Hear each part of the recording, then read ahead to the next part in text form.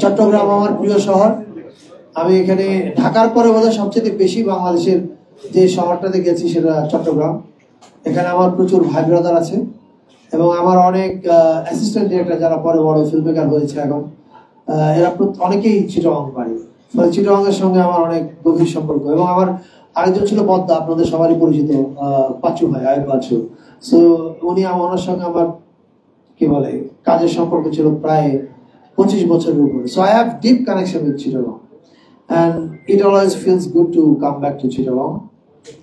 আমরা এবার এসছি কতগুলো বিশেষ কাজ নিয়ে। আপনারা জানেন যে আমরা অল্প কয়েকদিনের সরকার, ফলে আমাদের মূল কাজ হচ্ছে কিছু বড় ম্যাক্রো স্কেলে কিছু পরিবর্তন করা, কালচার প্যারাডাইম শিফটের ক্ষেত্রে। সেটা আপনারা ইতিমধ্যেই দেখতে পেয়েছেন। এবারে নববর্ষ স্বাধীনতার পরে এ পর্যন্ত সবচেয়ে বড় এবং ইনক্লুসিভ উৎসব হয়েছে। আপনারা দেখেছেন যে চাঁদ রাতে ঈদের অনুষ্ঠান হচ্ছে, আবার বুদ্ধ পূর্ণিমার অনুষ্ঠান হচ্ছে এবং শিল্পকলা একাডেমি এগুলো আয়োজন করছে। এগুলোর মূল কারণটা হচ্ছে যে বাংলাদেশের সংস্কৃতিটা যেন বাংলাদেশের সবার হয়ে ওঠে, মানে কোনো একটা নির্দিষ্ট গোষ্ঠীর যেন না হয়।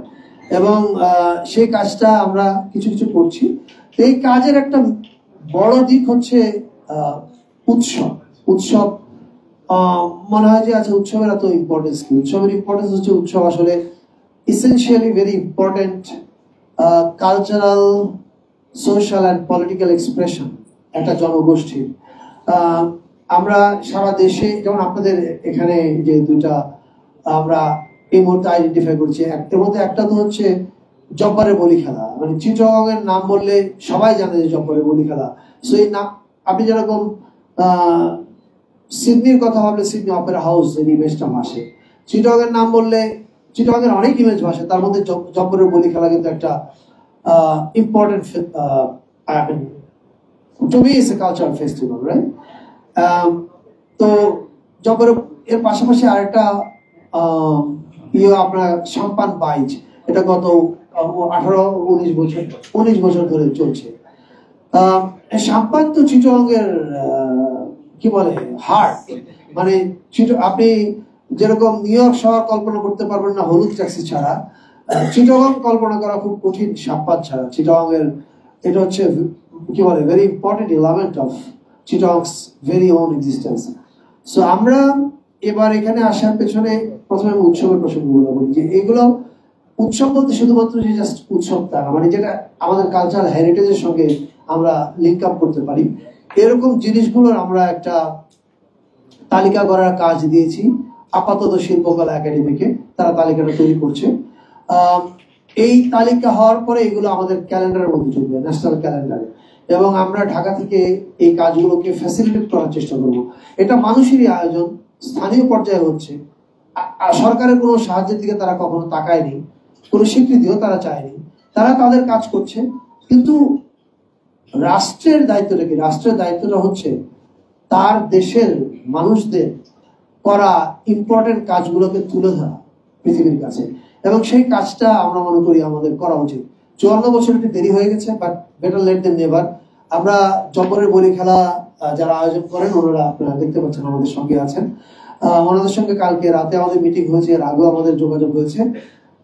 আগামী বছর থেকে জব্বরের বলি খেলা আয়োজনের সঙ্গে যারা যারা আছেন তারা তো থাকবেনই, তার সঙ্গে সংস্কৃতি মন্ত্রণালয় যুক্ত হবে।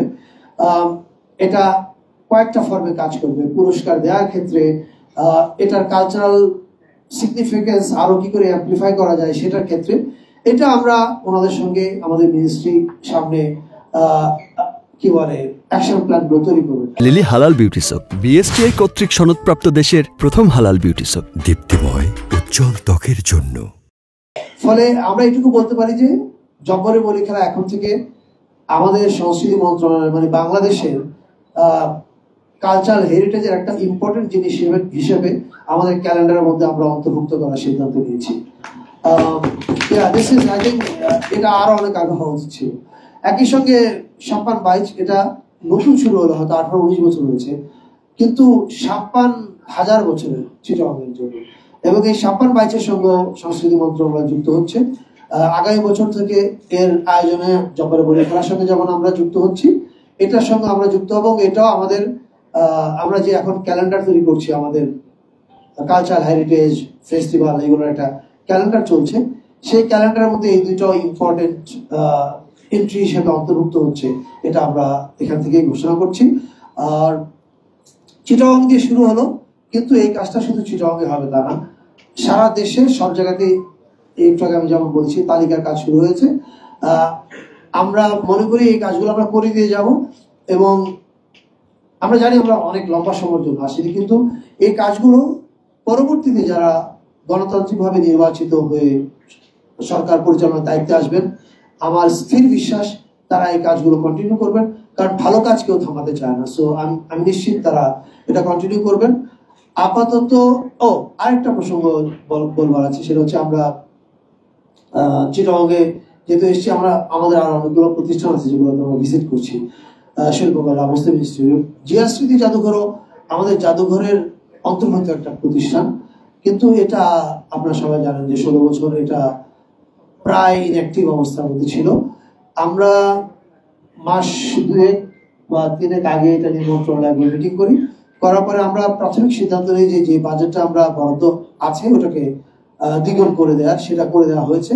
কিন্তু দ্বিগুণ করে দেওয়ার মধ্যে আমরা মনে করি না যে আমাদের কাজটা শেষ, এটা 3 গুণও লাগতে পারে, আরো বেশিও লাগতে পারে।